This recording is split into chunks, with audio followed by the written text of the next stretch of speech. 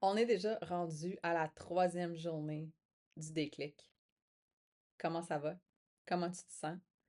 Est-ce qu'il y a déjà des choses qui commencent à bouger, à shifter? Est-ce que tu entrevois des nouvelles possibilités, des nouveaux chemins? Je te souhaite que oui. Je souhaite que ça t'ait déjà activé puis que ça ait déjà nourri quelque chose de nouveau.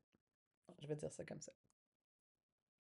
Je vais te poser une autre question d'entrée de jeu et je veux te demander si tu t'autorisais à vivre une vie pleine, à vivre pleinement, une vie simple, une vie vraie avec ton ta vérité intérieure, qu'est-ce qui se passerait? Comment ça serait? Qu'est-ce qui serait différent d'avec aujourd'hui? Ça n'a pas besoin d'être une vie parfaite. Ça n'a pas besoin d'être la vie qu'on voit sur les réseaux sociaux ou dans les films.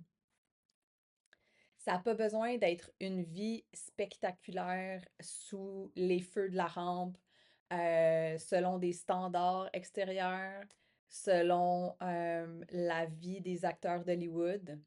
T'as pas besoin d'être impressionnante.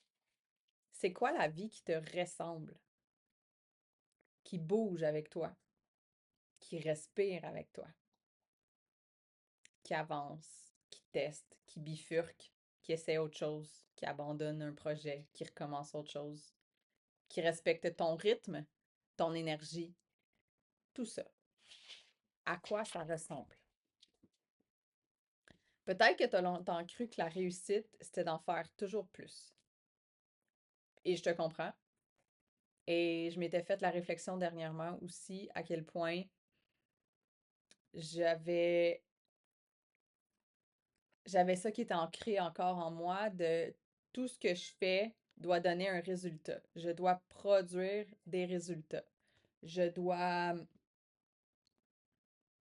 créer quelque chose, apporter un livrable. Je mesurais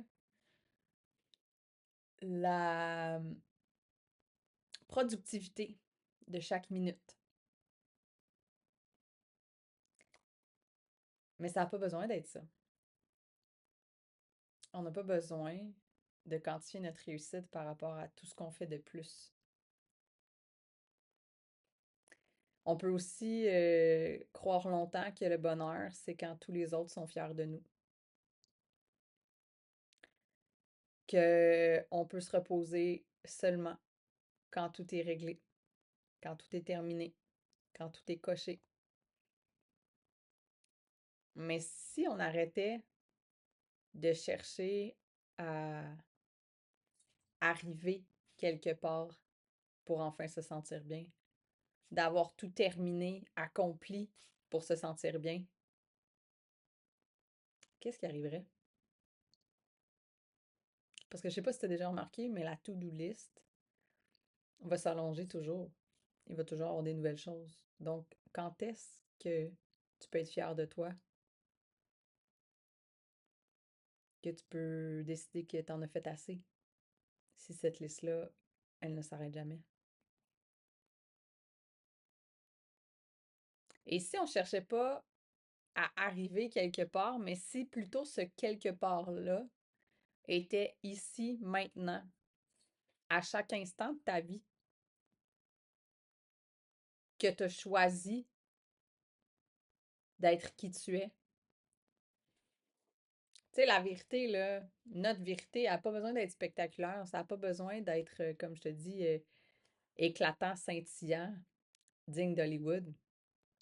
Ça peut être sobre, ça peut être doux, ça peut être calme, ça peut être fluide.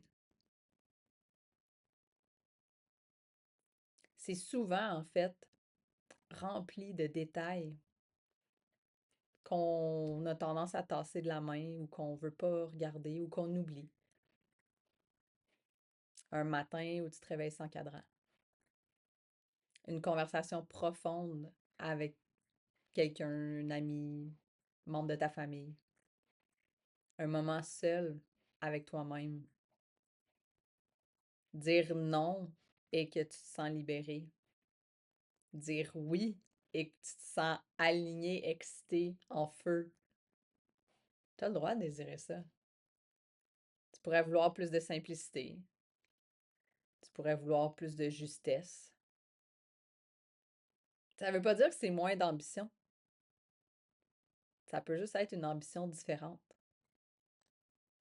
On a souvent tendance à voir l'ambition comme étant de gravir des échelons, d'avoir un statut, un titre, statut social, un titre dans une entreprise. Tu sais, l'ambition, là, c'est gros, c'est masculin, c'est très dans l'action, c'est ultra, je veux dire, capitaliste, de la façon qu'on la porterait, de la façon qu'elle est véhiculée. Mais si ton ambition, c'était simplement d'être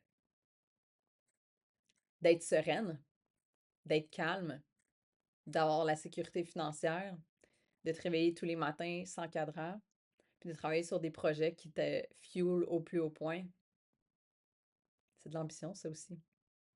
C'est une ambition alignée. Quand je te parle d'avoir une vie pleine, de vivre pleinement, c'est pas d'être plus chargé. C'est d'avoir de l'espace, au contraire. C'est